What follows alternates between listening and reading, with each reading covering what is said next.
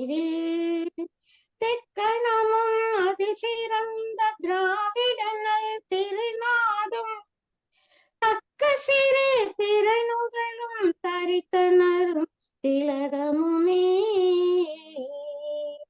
அத்திலக வாசனை போல் அனைத்துலகும் இன்பமுற எத்திசையும் புகழ் மணக்க இருந்த பெரும் தமிழனங்கே தமிழனங்கே உன் சீரிழமை திறந்து எந்து செயல் மறந்து வாழ்த்துதுமே வாழ்த்துதுமே வாழ்த்துதுமே. நமது அருமை அன்பர்கள் அனைவருக்கும் என்னுடைய முதல்கண் நன்றிகளை வணக்கத்தை தெரிவித்துக் கொள்கின்றேன். இன்றைய நமது சந்திப்பில் அவரவருக்கு பிடித்த பெண் ஆளுமைகள் என்ற தலைப்பில் பேசுவதற்காக தலைப்பு கொடுக்கப்பட்டுள்ளது.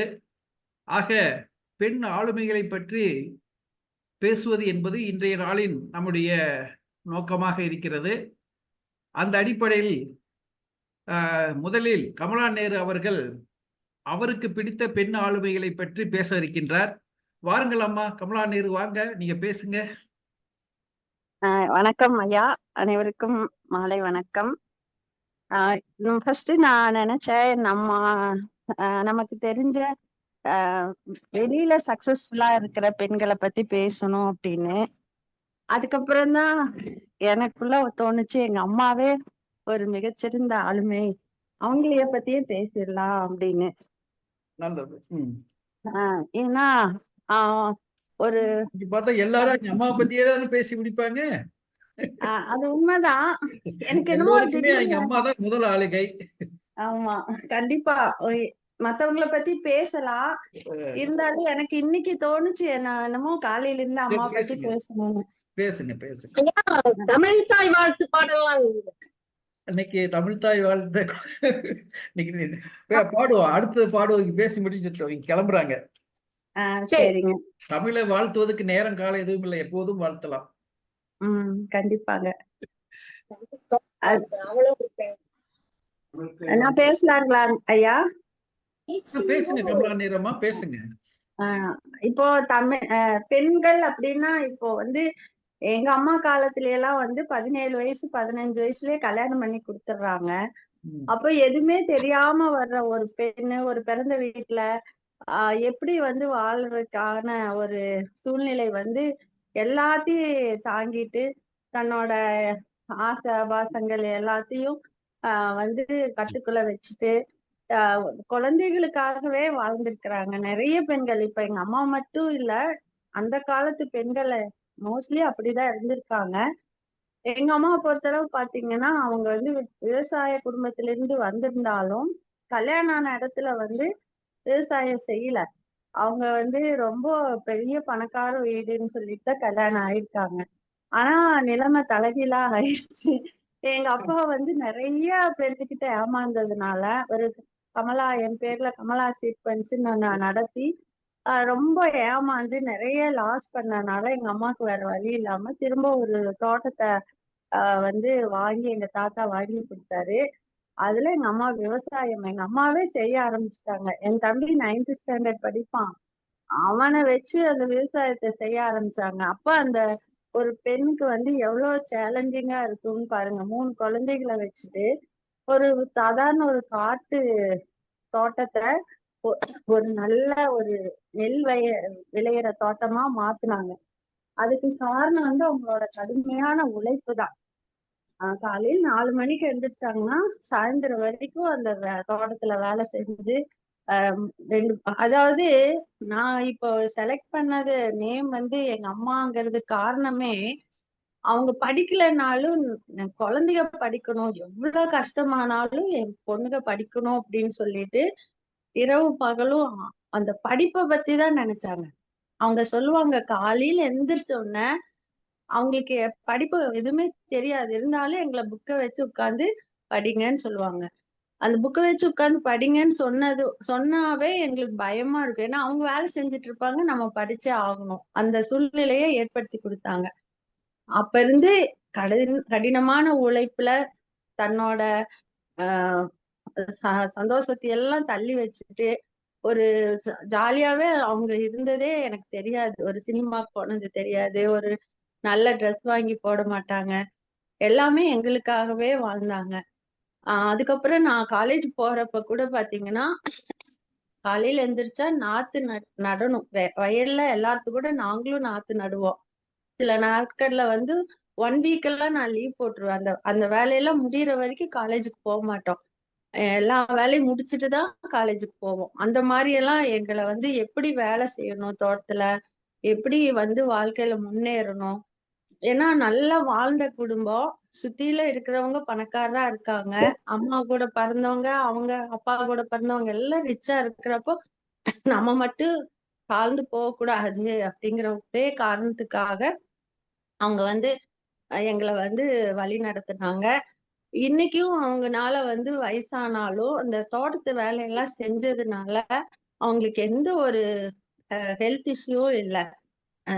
பொதுவா இந்த ஏஜ்ல இருக்கிறவங்க 80+ இருக்கிறவங்களுக்கு எல்லாம் இப்ப எனக்கே சுகர் வந்துருச்சு. 300 அளவுக்கு வந்துருச்சு. ஆனா அவங்களுக்கு பாத்தீங்கன்னா நல்லா ஒர்க் பண்றதுனால எந்த ஒரு கம்ப்ளைண்ட் இல்லாம நல்லா இருக்காங்க. அதுக்கு காரணமே அவங்களோட உடல் உழைப்பும் மனசும் அப்படிதான். மனசு வந்து மத்தவங்களுக்காக நிறைய செய்யணும்னு நினைப்பாங்க. விருந்தோம்பல்னாவே எங்க அம்மா தான். எல்லாரும் சொல்லுவாங்க. ருக்மணி அம்மா அம்மா பேரு.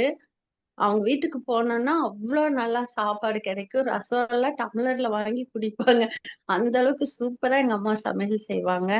யார் வந்தாலும் நல்லா வந்து விருந்தோம்பல்னாவே அம்மா தான் சொல்லுவாங்க. அந்த அளவுக்கு எல்லாத்தையும் அரவணைச்சிட்டு போவாங்க. ஒரு பாசமான, ஒரு அன்பான ஒரு அம்மா. எங்க அம்மாவை பத்தி நான் எத்தனை வேணா சொல்லலாம். இன்னைக்கு நான் வேற ஏதாவது பத்தி ப்ரிப்பேர் பண்ணலான்னு தான் நினைச்சேன். ஆனாலும் எங்க அம்மாவை பத்தி பேசணுங்கிற ஒரு ஆர்வத்துல சொல்லிட்டு இருக்கேன். அதுக்கப்புறம் எனக்கு அக்கா இருக்காங்க. ஏற்கனவே நான் பதிவு பண்ணிருக்கேன். அக்கா வந்து ஒரு நல்ல கவர்மெண்ட் ஜாப்க்கு முதல்ல போயிட்டாங்க போஸ்ட் ஆபீஸ்ல. அதனால அவளுக்கு வந்து அவளோட குழந்தைகளை இன்னும் நல்லா வளர்த்தணும் அப்புறம் எய்ம்ல அவளும் நல்லா அக்கா பொண்ணுகள்லாம் நல்ல போஸ்ட்ல இருக்காங்க, IPS இருக்காங்க. அவங்க இன்னொரு பொண்ணுமே இப்ப ரீசெண்டா போன மாசத்துல சூப்பர் ஸ்பெஷாலிட்டி இதுல டாடா இன்ஸ்டிடியூட்ல ஆல் ஓவர் இந்தியால 3rd வந்திருக்காங்க. MSலயும் நல்ல மார்க், எல்லாத்துலயுமே டாக்டர் அவர் நல்ல மார்க் வாங்கி டாப்ல இருக்கா. சோ எங்க தம்பியும் பிசினஸ்ல நல்லா இருக்கான். நானும் நல்லா ஒரு டாக்டரேட் முடிச்சு நல்ல ஜாப்ல இருந்து ரிட்டையர் ஆயிருக்கேன். சோ எங்க அம்மா வந்து அன்னைக்கு நினைச்சிருந்தா எங்க அப்பாவோட உழைப்பு இல்லாம, ஏன்னா எங்க அப்பாவுக்கு உழைக்கவே தெரியாது, எல்லாத்துக்கிட்டையும் ஏமாந்துருவாரு, சும்மாதான் இருப்பாரு, வேலையே செய்ய மாட்டாரு, விவசாயம் பண்ணவும் தெரியாது. எங்க அம்மா அந்த மாதிரி சோம்பேறியா இருந்திருந்தா எங்க நிலைமை வந்து இன்னைக்கு நினைச்சு பார்த்தா நாங்களே யாரும் படிச்சிருக்க மாட்டோம். ஒண்ணுமே தெரியாத உலகத்துல இருந்திருப்போம். இன்னைக்கு அந்த ஒரு பெண் வந்து அதுதான் ஒரு இவரு சொல்லுவாரு, பாரதிதாசன் சொல்லுவாரு, கல்லாத பெண் ஒரு கலர் நிலம், அங்கே புல் விளைந்திடலாம் நல்ல புதல்வர்கள் விளைவதில்லைன்னு சொல்லுவாரு. ஆனா அந்த இவங்க படிக்கலைன்னாலும் படிக்கணும்னு ஒரு ஆசைப்பட்டதுனாலதான் அந்த ஒரு பெண் மனசு வச்சதுனாலதான் அந்த குடும்பம் வந்து இந்த அளவுக்கு மிகப்பெரிய அச்சீவ்மெண்ட் எல்லாம் அடைஞ்சிருக்குது அப்படிங்கிறத வந்து இது சாத்தியமாகுதுங்கிறது வந்து எங்க குடும்பத்துல மட்டும் இல்ல, எல்லா குடும்பத்திலயும் பெண் ஒழுக்கமா வீட்டை பராமரிச்சு நல்லா நீட்டா வச்சிருந்தாங்கன்னா எல்லா விஷயத்திலயும் அந்த குடும்பத்துல இருக்கிற ஆண்கள் தவறு செய்ய வாய்ப்பே இல்லை.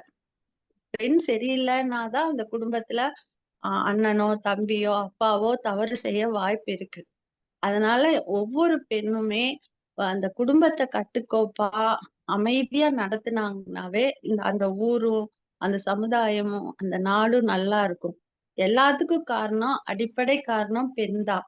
படிக்கிறாங்களோ படிக்கலையோ அவங்களோட நல்ல எண்ணங்கள்னாலையும் நல்ல ஒழுக்கத்தினாலையும் கட்டுப்பாட்டாலனாலதான் எல்லாருமே வந்து வெளியில வர்றப்போ சமுதாயத்துல நல்ல பேர் வாங்க முடியும்.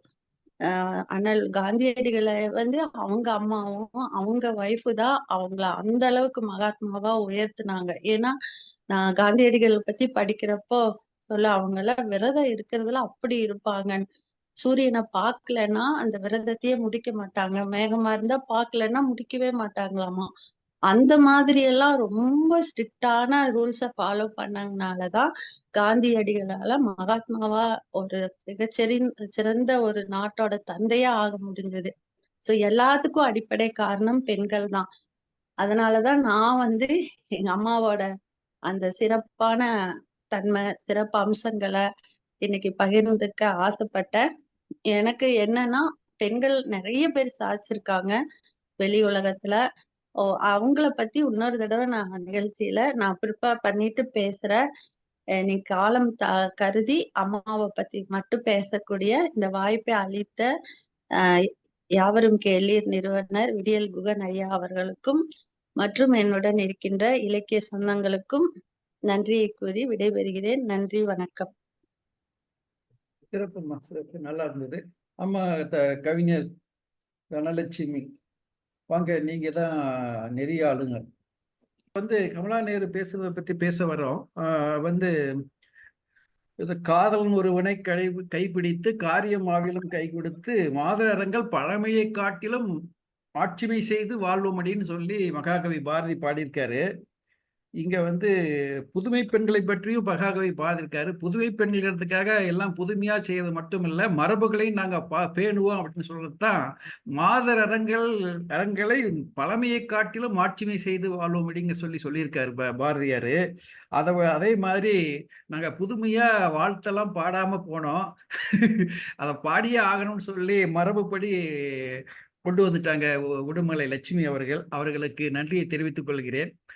அடுத்ததாக கமலா நேருடைய உரையை பற்றி பார்க்கும்போது தாய் எவ்வளவு சிறப்பாக செயல்படுகிறார் என்பதை பற்றி மிக அழகாக எடுத்துரைத்தார்கள். தாயின் பெருமையை எவ்வளவு சொன்னாலும் சொல்லிக்கொண்டே இருக்கலாம். ஒவ்வொரு தாயும் ஒவ்வொருவருக்குமே ஒரு பெரிய ஆளுமை தான் அது. அதெல்லாம் மறுத்து கூற முடியாது. அப்பாவும் அம்மாவும் சிறந்த ஆளுமைகளாகத்தான் இருப்பார்கள். அதில் தாய்க்கு முதன்மை பங்கு இருக்கிறது என்பதில் எந்த விதமான மாற்று கருத்தும் கொள்ள முடியாது. தாயிற் சிறந்த கோயிலும் இல்லை என்று சொல்வார்கள். ஆக தாய் ரொம்ப முக்கியமானவர்கள். அதே போல பெண்களை பற்றி சொல்லணும்னா மாதராய் பிறப்பதற்கே மாதவம் செய்ய வேண்டும் அம்மா அப்படிங்கிற அளவுக்கு பெண்களுடைய பெருமை பேசப்பட்டிருக்கிறது. மங்களம் என்னும் மனமாட்சின்னு நம்ம திருவள்ளுவர் ஐயாவும் சொல்லியிருக்காரு. அதே போல பெண்கள் சொல்லும்போது தற்காத்து தற்கொண்டார் பேணி தகை சான்ற சொற்காத்து சோர்விலால் பெண். ரொம்ப சோர்வில்லாமல் உழைக்கக்கூடியவர்கள், தன்னையும் காத்து கொள்ளக்கூடியவர்கள், தன்னுடைய கணவரையும் காக்கக்கூடியவர்கள், தன்னுடைய குல மேன்மைகளையும் காக்கக்கூடியவர் என்று பெண்களுக்கு மிக உயர்ந்த பாராட்டை வழங்கியிருக்கிறார் திருவள்ளுவர் அவர்கள். ஆக அந்த அளவிற்கு பெண்களின் பெருமை பேசப்படுகிறது. அதில் எந்த வகையிலும் குறையாத அளவிற்கு கமலா நேருடைய தாயார் ருக்மணி அம்மாள் செயல்பட்டு இருக்கிறார்கள் என்பதை அவருடைய உரையில் இருந்து நாம் அறிந்து கொள்ள முடிந்தது. ஆக அந்த அளவிற்கு ஒரு சிறப்பான ஆளுமையாக திகழ்ந்த அவரின் தாயார் காரணமாகத்தான் அவர்கள் எல்லாம் இந்த அளவுக்கு முன்னேறி இருக்க முடிந்தது என்பதும் அவருடைய உரையிலிருந்து தெரிய வந்தது. ஆக அவரை தாயாருடைய ருக்மணி அம்மாளை நாம் பாராட்டுவோம். அப்படிப்பட்ட பெண் ஆளுமையை அவர் பெற்றதற்காக பெரும் பேறு செய்திருக்கிறார் என்று கருதுவோம். அதே போன்று ஒவ்வொருவருக்குமே அது போன்ற தாயார் அமைந்து அந்த பெரும் பேறு பெற்ற தாயாரின் கீழ் வளர்ந்திருப்பார்கள் என்பதையும் நாம் உணர்கின்றோம். ஆக அந்த வகையில் தாயின் பெருமைகளை போற்றி அடுத்ததாக பெண் ஆளுமைகளை பற்றி பேசுவதற்கு அடுத்து யார் வர்றீங்களோ உடுமலை லட்சுமி வேகமாக பேசுவதற்காக காத்திருக்கின்றார். ஆக பேசுங்கள் அம்மா, வாங்க. ராகுல் மீண்டும் ஹரிஜான்லாம் வச்சுட்டாரு. இல்ல ஆன் பண்ணுங்க. வெர்டிகலா வச்சுட்டாங்க. வெர்டிகலா தான் இருக்குங்க ராகவன். நீங்க என்ன ஹரிஜானலுக்கு வரல மறுபடியும்? இப்ப வந்துட்டீங்க. இல்லையே, போயிட்டாரு. செல்போன் திரும்பலையே. அவர் தான் திரும்பிக்கிட்டு இருக்காரு, செல்போன் திரும்பல.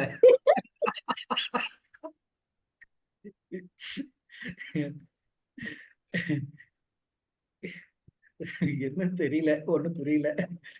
சரி, ஓகே. உடுமலை லட்சுமி அம்மா, நீங்க பேசுங்க. யாவரும் கேளீர் இலக்கிய மையத்தின் அனைத்து ஆளுமைகளுக்கும் அன்பு வணக்கம் கூறி, இன்றைய நாளில் அவங்க சொன்ன மாதிரி ஒவ்வொருத்தருக்கும் அவங்க அம்மா ஒன்றுதான். அதே ஒவ்வொருத்தர் வீட்லயும் ஒரு பெண் வாழ்றதே பெரிய ஆளுமைங்க. அதுவே பெரிய சாதனை. ஒவ்வொரு வீட்லயும் அதை அட்ஜஸ்ட் ஆமா, ஒவ்வொரு பெண்ணுமே அவங்க அந்தந்த வீட்டுல வாழ்றது பெரிய சாதனை. எங்களுக்கெல்லாம் எங்களுக்கெல்லாம் எங்க அம்மா எல்லாம் சாப்பாடு ஊட்டுறப்பயே இங்க வேற ஓவர் ஹீட்டிங் வந்துகிட்டே இருக்கு. அதாவது எங்களுக்கு சாப்பாடு ஊட்டுறப்பயே ராமாயணம், மகாபாரதம் எல்லா இதையும் சொல்லி கொடுத்து எங்களை நல்ல முறையில வளர்த்தவங்க எங்க அம்மா. அதே மாதிரி எங்க அம்மா தனியா ஒரு இதுல கீபோர்டு வாசிச்சு அடிப்படை சங்கீதத்தோட ஒரு கச்சேரிய பண்ணக்கூடிய திறமை உள்ளவங்க. இப்படி பல ஒவ்வொருத்தரோட தாயாரும் ஒவ்வொரு விதத்துல எல்லாம் நல்லா இருக்க போய் தான் இன்னைக்கு நாம நல்லபடியா இங்க நம்ம ஷைன் பண்றோம். இதுல அடுத்த பெண் ஆளுமைன்னு கேட்டதுனால நாட்டுக்குன்னு பார்க்கணும். அது வீட்டுக்கு ஒருத்தங்க நம்ம அந்த நாட்டையே ஒரு ஆளுமை பண்றதுல இந்திரா காந்தி மாதிரி, நம்ம ஜெயலலிதா இரும்பு மனசின்னு சொல்லுவாங்க. அப்போ அவங்க எவ்வளவு இம்சைகளை தாங்கி இருந்து வந்திருக்காங்க. அதனாலதான் அவங்க எல்லாம் இரும்பு மனுஷின்ற பேரே வாங்கினாங்க. அவங்க கர்நாடக மாநிலத்துல மேலக்கோட்டை அப்படின்ற ஒரு ஊர்ல 1948 பிப்ரவரி 24 ஒரு ஐயங்கார் குடும்பத்துல வேதவல்லிக்கும் ஜெயராம் அவர்களுக்கும் பிறந்தவர். ஜெயலலிதா அவங்க பிறந்தது அந்த கர்நாடகாவா இருந்தாலும் தமிழ் மக்கள் மீது ரொம்பவும் ஆர்வம் உள்ளவங்க. இங்க நடிக்கத்தான் வந்தாங்க. ஆரம்பத்துல உங்க முதல்ல வெண்ணிராடை அப்படின்ற ஒரு படத்துல நடிக்க ஆரம்பிச்சாங்க. ஆனா அவங்களுக்கு அப்படியே இந்த ஊரை பிடிச்சு போச்சு, தமிழ் மக்களை பிடிச்சு போச்சு. அரசியல்ல சேர்ந்து புரட்சி தலைவி அப்படின்னு முதல்ல கூப்பிட்டாங்க. அப்புறமே அம்மா அப்படின்னு சொல்லி அவங்கள அழைச்சாங்க. 1965 வெண்ணிராடை 5 மொழிகள்ல நடிச்சிருக்காங்க. 140க்கும் மேற்பட்ட படங்கள். எம்ஜிஆரோட பல வெற்றி படங்களை தந்தவங்க. 1982 ஏடிஎம்கேல சேர்ந்தாங்க. ஏடிஎம்கேல சேர்ந்து 84 இருந்து 89 வரை மக்கள் மறைவுக்கு பின்னாலேயே பொதுச் செயலாளர் அவங்க முதலமைச்சரா ஒரு பெண் 6 முறை வந்திருக்காங்க. இது ஒரு சாதனை. அது எத்தனை எதிர்ப்புகள். பெண் போய் ஒரு குழாயடியில ஒரு குடம் தண்ணி பிடிச்சிட்டு வர்றதுக்கு எவ்வளவு பிரச்சனை. ஆனா ஒரு நாட்டுல அங்க மேல நின்னு எல்லாத்தையும் எதிர்த்து அவ்வளவே நான் எதிர்க்க முடியும், என்னால ஆளுமை பண்ண முடியும் என்ற ஒரு மகத்துவமான ஒரு பெண் என்று சொன்னால் அது ஜெயலலிதா அம்மா தான். 6 முறை அவங்க கொண்டு வந்த திட்டங்கள்லயே இந்த மழை நீர் தொட்டி அப்படின்னு ஒண்ணு ஆரம்பிச்சாங்க. அது பூமியோட தண்ணி பூமியின் அடியில இருந்தெல்லாம் இயந்திரங்களை போட்டு தண்ணியை எடுத்துடுறாங்க. ஆனா பூமி ஈரமா இருக்கணும்னு ஈர மனசு கொண்ட ஒரு பெண்ணாலதான் அதை செய்ய முடியும். தொட்டில் குழந்தை எல்லாம் ஆரம்பிச்சாங்க. தொட்டில குழந்தை போட்டாங்க. நாங்க அரசு பார்த்துக்கிறோம் ஆரம்பிச்சு. அப்புறம் தண்ணி, குடி தண்ணிய பஸ் ஸ்டாண்டுகளை தண்ணி இல்லாம அலைவாங்க. இந்த பேருந்து நிலையங்கள் எல்லாம் நல்லா சுத்திகரிக்கப்பட்ட ஒரு நீர் ஒரு பாட்டில் 10 ரூபாய் அப்படின்னு சொல்லியிருக்காங்க. அப்புறமே சாப்பாடு ஒரு இட்லி 1 ரூபாய். 5 ரூபாய்க்கு சாம்பார் சாதம், தயிர் சாதம் எல்லாமே 5 ரூபாய் தான். அந்த மாதிரி இது மகளிர் சுய உதவி குழுக்கள்லாம் ஆரம்பிச்சு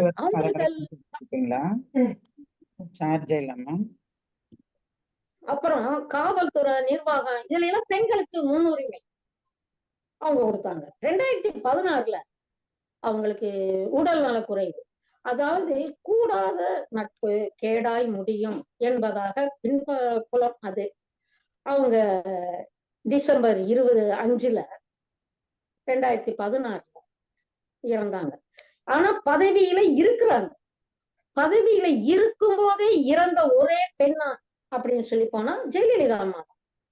அவங்கதான் இந்த இதுல எதையுமே தைரியமா எதிர்த்து நின்று என்னால முடியும், யார் என்ன பண்ண முடியும், அவர்களை பார்க்கும் கண்கள் பணிய வேண்டும் அப்படின்னு சொல்லி, அதாவது பெண்ணா இருந்தாலும் என்னால முடியும் அப்படின்னா மேல இங்க போய் நின்னு அந்த இதெல்லாம் எத்தனை அவங்க பிறந்து வளர்ந்து ஓரளவுக்கு வர்ற வரைக்கும் செல்வம் செழிப்பு. ஆனா அதுக்கப்புறம் அவங்க பார்த்த தூரம் தோல்விகள் தான். அதையெல்லாம் படிக்கட்டுகள் ஆக்கி மிக மேன்மையாக மிக உயரத்திற்கு வந்து பெண் ஆளுமை என்றால் என்ன என்பதை இந்த நாட்டிற்கு காட்டியவர். இந்த தமிழ்நாட்டுக்காக மிக மிக அதிகமாக உழைச்சிருக்காரு. தன் குடும்பம் தன் இதுன்னு எதுவுமே நினைக்காம இந்த நம்ம தமிழ் மக்களுக்காக நிறைய செய்து இன்றளவும் மக்கள் மனசுல நீங்காத ஒரு இடம் பிடிச்சிருக்காங்கன்னா அது ஜெயலலிதா அம்மா என்ற ஒரு பேர் ஆளுமை என்பதை இந்த தளத்திலே பதிவிட எனக்கு நல் வாய்ப்பு வழங்கிய நல்லுள்ளங்களுக்கு நன்றி பாராட்டி உங்கள் உடுமலை லட்சுமி. நல்லதுமா, நல்லது. ஒரு பெண் ஆளுமையை பற்றி சிறப்பாக பேசியிருக்கிறீர்கள். அவர் அரசியலில் இருந்ததால் அவருக்கு விமர்சனங்களும் இருக்கும். அரசியலில் ஆணாதிக்க சமுதாயத்தில் அரசியலில் ஒரு பெண் பெரிய பொறுப்புகளுக்கு வருவது என்பதே மிகப்பெரிய சாதனை தான்.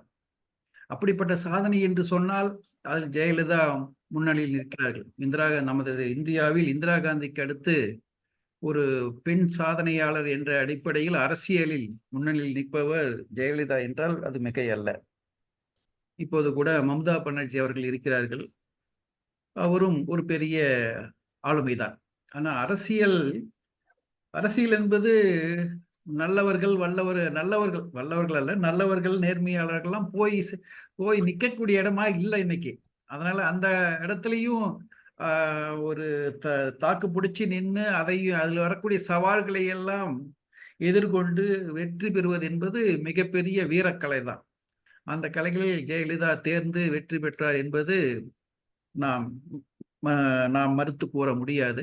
ஆனால் அவருடைய வாழ்க்கையில் என்னென்ன வழக்குகள், சிறை தண்டனை போன்றதெல்லாம் ஏற்பட்டதனால் அவருடைய பெயர் அவருக்கு ஒரு பெரிய விமர்சனம் இருக்கிறது. அவருடைய ஆளுமை என்று பார்த்தால் அதையெல்லாம் ஒரு குறைகளாக அவருக்கு இருக்கிறது. அந்த வகையில் ஒரு பெண் ஆளுமையை ஒரு முன்னுதாரணமாக காட்டக்கூடிய முடியாத நிலைக்கு அவர் இருப்பதற்கு அது ஒரு காரணமாக அமைந்திருக்கிறது. எது எப்படி இருந்த போதிலும் அவர் பெண் ஆளுமை, சிறந்த ஆளுமை அவர் என்பதிலே மாற்று கருத்து இல்லை. அந்த வகையில் உடுமலை லட்சுமி அவர்கள் அவரை பற்றி பேசினார். அதை பாராட்டுவோம். நன்றி. அதை அடுத்து பேச வரக்கூடியவர்களை யாருன்னு எனக்கு தெரியல. யார் பேர் சொன்னீங்கன்னா, யார் கையெழுத்துனா யாருன்னு அழைக்கலாம். நன்றி. நன்றி. ராகவனா நீங்களா? ராகவன் ஐயா தான். நன்றி லட்சுமி அம்மா அவர்கள். பெண் ஆளுமை நிச்சயமாக ஜெயலலிதா அம்மா நல்ல ஒரு ஆளுமை திறன் கொண்டவர் தான், அதில் எந்த மாற்று கருத்தும் இல்லை. ஐயா அவர்கள் கூறியதை போல் சிறந்த ஒரு ஆளுமை திறன் அவரிடம் நிறைந்திருந்தது. சிந்தனை திறனும் நிறைந்திருந்தது என்பதை ஒத்துக்கொள்ளதான் வேண்டும். ஏன்னா அவருடைய வழிமுறைகளும் அவருடைய காலச்சூழல்களும் எப்படியே போயின என்றாலும் ஆண்கள் நிறைந்திருந்த அந்த சபைதனில் ஆகட்டும், ஆண்கள் கோலோச்சும் இந்த அரசியல் உலகத்தில் ஆகட்டும், மிகவும் சிறந்து தனக்கென ஒரு பாணியை வளர்த்து கொண்டு தனித்திறமையாக வளர்ந்து நாட்டுக்காக உழைத்தார். கட்சியை மேம்படுத்தினார். அதிலெல்லாம் எந்த சந்தேகமும் இல்லை. அவரை பற்றி தாங்கள் சிறப்பித்து கூறியதற்கு மிகவும் நன்றி அம்மா. பெண் ஆளுமைகள் என்பது இன்றைய கருத்தாக எடுத்துக்கொண்ட நிலையில் பெண் ஆளுமைகளை பற்றி ஒவ்வொருவரும் பேசிக்கொண்டு வருகிறார்கள். அந்த வகையில் அடுத்ததாக பேச வருபவர் திரு ராகவன் ஐயா அவர்களை அழைக்கிறேன். வாருங்கள் ஐயா. ஐயா, இப்ப ராமோதரன் ஐயா வர்றது இல்லையா? ஆமா, அவருக்கும் கொஞ்சம் போர் அடிச்சிருச்சு. அப்படி சொல்ல முடியாது, அவருக்கு டைம் இருந்திருக்காதுன்னு நினைக்கிறேன். இருந்திருந்தா கண்டிப்பா கலந்துக்குவாரு, கலக்காம இருக்க மாட்டாரு. பேசுறவங்களுக்கே போர் அடிச்சிச்சு, பேசாத வந்து பாத்துக்கிட்டு இருக்கிறதுக்கு எவ்வளவு போர் அடிக்கும். பார்வையாளர் அவரு உண்மையிலேயே அவரு ரொம்ப வந்ததுக்கே அவருக்கு ஒரு நோபல் பரிசு. ஆமா, பேசுபவர்களை விட மிகவும் ஈர்ப்பாக நிகழ்வில் கலந்து கொண்டு அனைத்தையும் கேட்டு ரசித்து பொறுமையுடன் பாராட்டும் திறனும் குணமும் என்பது அது வேறு ஒரு பாணி. ஆமா. அந்த வகையில் அவருக்கு நிகர் வேறு யாரையும் கூறிவிட முடியாது. தவறாமல் கலந்து கொண்டு நிகழ்வில் யார் யார் எப்படியெல்லாம் பேசுகிறார்கள், பாடுகிறார்கள், என்ன கருத்து கூறுகிறார்கள் என்பதையெல்லாம் கவனித்து சிறப்பாக பாராட்டி கொண்டு வருபவர். அந்த அவருக்கு மாதிரி பாராட்டை தெரிவித்துக் கொடுவோம். ஆமா. சரி, அடுத்த உரை ஆஹ் அழைக்கலாம். அடுத்த உரை அழைக்கலாம். நிகழ்வில் விரைவில் அவரை வர வைப்போம். என்கிட்ட அவர் போன் நம்பர் இல்ல. உங்ககிட்ட போன் நம்பர் இருந்தா சொல்லுங்கய்யா. சரி, அடுத்ததாக ராகவன் ஐயா அவர்களை பேச அழைக்கிறேன். வாருங்கள் ஐயா. வணக்கம் அம்மா. வணக்கம் யாவரும் ஐயா. கேள்வி கலை இலக்கிய மையத்தின் புவன் ஐயா, திராவிடமணி ஐயா, தனலட்சுமி அம்மா சிறப்பான ஆளுமைகள். தனலட்சுமி அம்மாவே ஒரு ஆளுமைதான். நிகழ்ச்சியை ஒருங்கிணைப்பு, தொகுப்பது, விமர்சனம் எல்லாமே, அவங்க கவிதை, பாடல் எல்லாமே அவங்களே ஒரு டிஃப்ரெண்டான ஆளுங்க தான். இதுல வந்து நான் இன்று இன்னைக்கு ஒரு பேசுவது ஸ்பெஷாலிட்டி தெரியுது விஜயலட்சுமி பண்டிட். ராகவன் சார். இன்னைக்கு ஒரு ஸ்பெஷாலிட்டி அவங்க தெரியுது. என்ன சொல்லுங்க பார்க்கலாம். ஆஹ் இது மாதிரி சிறந்த ஆளுமை அவங்கதான்.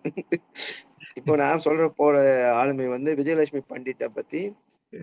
அவங்க பிறப்பு ஆகஸ்ட் 18, 1900, இறப்பு டிசம்பர் 1, 1990. 90 வயது வாழ்ந்த அவங்க வந்து இந்திய அரசியலிலும் வந்து நாட்டுடைய முன்னேற்றம், விடுதலை போர் எல்லாத்துலயுமே அவங்க கலந்துகிட்டு இருக்காங்க.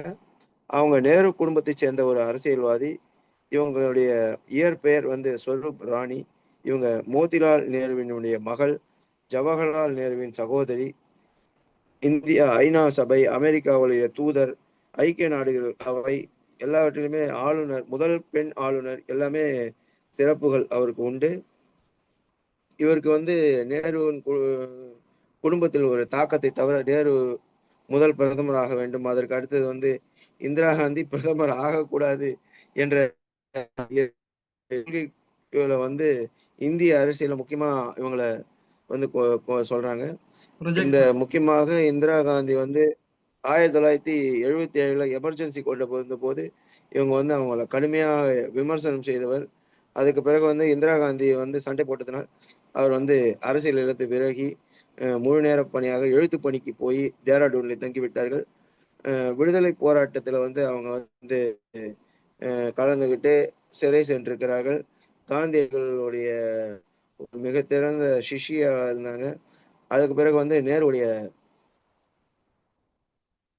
ஒரு முன்னேற்றத்துக்காகவும் நாட்டு முன்னேற்றத்துக்கு, அதை தவிர 1952 வந்து முதல் தடவையாக தேர்தல் நடந்த போது இவங்க வந்து தேர்தலில் வந்து எப்படிலாம் நடத்தணும் என்று கொண்டு வந்ததும், அரசியலமைப்பு சட்டத்தில் கொண்டு வந்தது.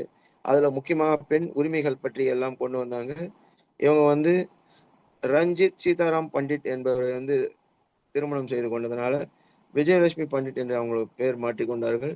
அவங்களுக்கு வந்து ரீட்டா, நயன் தாரா, சந்திரலேகான்னு 3 பெண் குழந்தைகள். அவர்களில் 2 வந்து நாவல் எழுதும் புலமை பெற்றவர்கள். இவருக்கு வந்து ஒரு 76 குடியரசுத் தலைவராக ஒரு வாய்ப்பு கூட கிடைத்தது.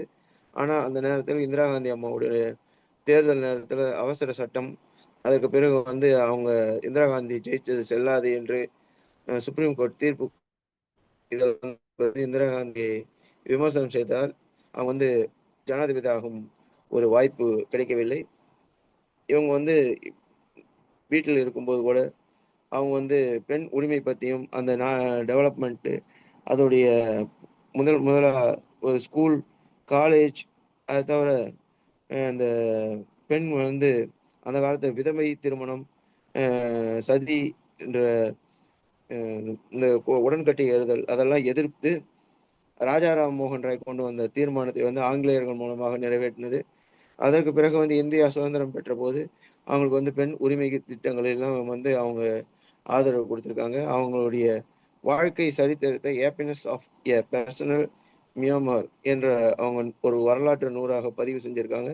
அவங்க வந்து நெடிய 90 வயது பயணத்துல இந்திய விடுதலை போராட்டத்தில் ஆரம்பித்து இந்தியாவுடைய முன்னேற்றம், ஒரு வெற்றிகள், சுதந்திரம் அடைந்த ஒரு முன்னேற்றங்கள் எல்லாமே அவங்க வந்து இதுல இருக்கு. அவங்களுடைய பெருமைகள் வந்து ஐநா பொது சபையில் முதல் பெண் தலைவர், இந்தியாவின் முதல் பெண் அமைச்சர், அப்புறம் நாடாளுமன்ற உறுப்பினர், சர்வதேச அரங்கில் இந்தியாவின் குரலாக ஐநா சபையிலும் அமெரிக்காவிலும் சென்று பேசியவர்கள். பல்வேறு பெருமைகள் அவங்களுக்கு இருக்கு. அதை தவிர அவங்க வந்து ஒரு நாட்டின் 2 ஆளுமைகள், நேரு அதுக்கு அடுத்து இந்திரா, அவங்களுடைய பேக் போன் இருந்தவர். அதனால வந்து ட்ரெண்ட் செட்டர்னு கூட சொல்லுவாங்க. இப்போ காமராஜர் வந்து கிங் மேக்கர்னு சொல்ற மாதிரி டெல்லியில பல்வேறு அதுக்கு பிறகு ஒரு மாற்றங்களை எல்லாம் கொண்டு வந்து, அது தவிர மாநிலங்கள் உருவாக்குதல், அந்த யூபி என்ற இப்போ வந்து யூபி வந்து 5 மாநிலங்கள் உருவாகி இருக்கு யூபியில. அந்த மிகப்பெரிய யூபி மாநிலத்தினுடைய கவர்னராக இருந்திருக்காங்க. அவங்களுடைய பெருமைகள் வந்து நிறைய சொல்லிக்கிட்டே போகலாம். அவன் வந்து கிங் மேக்கர்னு சொல்ற இப்போ சொல்லக்கூடிய ஒரு திறமையான ஆளு. அதை தவிர காந்தி சுதந்திர போராட்டத்துக்கு பிறகு வந்து இந்தியா விடுதலை ஆன பிறகு அவர் வந்து எந்த அரசியல் இதுலேயோ இல்லைன்னா பிரதமராகவோ பதவி ஏற்க மாட்டேன்னு சொல்லும் போது உடனே அவர் முதலாக நேருவின் பெயரை முன்மொழிந்தவர் வந்து இந்த விஜயலட்சுமி பண்டிட். அவங்க அண்ணன்றதுக்காக கிடையாது, அவங்க காங்கிரஸ் கட்சியிலையும் அந்த தேச விடுதலை போராட்டத்துக்கு பிறகு அவங்க வந்து பல்வேறு நிகழ்வுகள்ல கூடவே கலந்துக்கிட்டதுனால அந்த பதவிக்கு அவர் தான் பொருத்தமாக இருப்பார். இது வந்து அவங்க ஒரு பயோகிராஃபி என்று சொல்லக்கூடிய வாழ்க்கை வரலாறுல சொல்லியிருக்காங்க.